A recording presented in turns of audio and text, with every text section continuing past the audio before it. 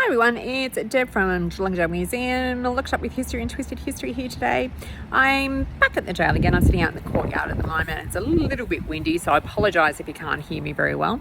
But today I'm going to talk about a murder case, and it's not actually one that occurred here, but it's one that has a personal connection for me.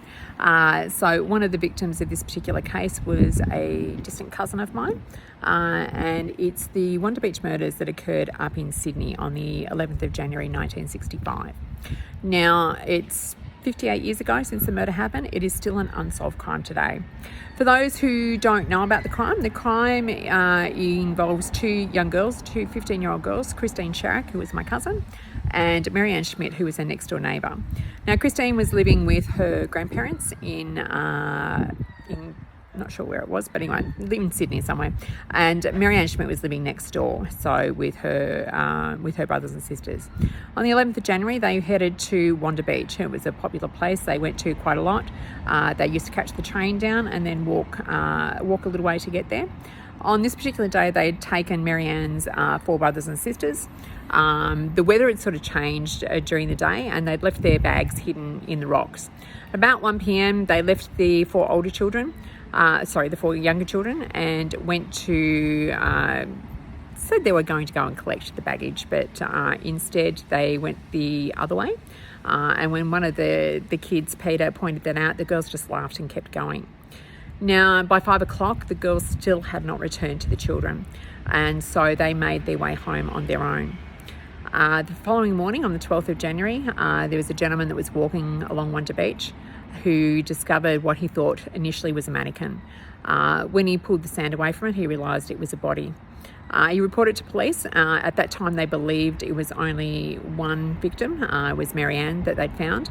But when the police arrived and they started to uncover the body, they discovered Christine's body as well, who was basically, her head was against Marianne's foot. Also, what they discovered in the police investigation is there was a 34-metre drag mark. They believe that Christine had run while Marianne was being murdered and was dragged back. She had a fractured skull. Both girls had been stabbed multiple times, and there was semen samples found on both of the girls as well. So it's a very sad case. It's one that is unfortunately still unsolved. But it's one that they had some suspects. It became one of the largest investigations in Australian history at that time. By April the following year, in 1966, they had interviewed over 7,000 people over the murder to see what they knew.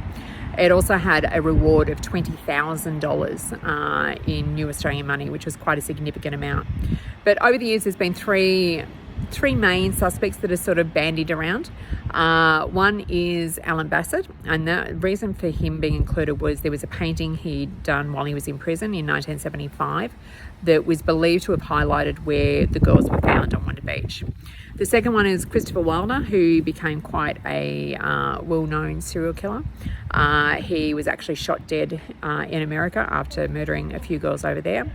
And the third one is a Victorian serial killer by the name of Derek Percy. He was jailed for murdering a young girl by the name of Linda Stillwell in 1968, and he remained imprisoned at the governor's pleasure until his death, I think in 2013. There was some information found in some of his belongings that they'd found, and there was some indications that possibly he knew more about the murders than was suspected. Now, the other thing to remember is this is about 12 months before the Beaumont children's disappearance in Adelaide. So quite often those two are tied together.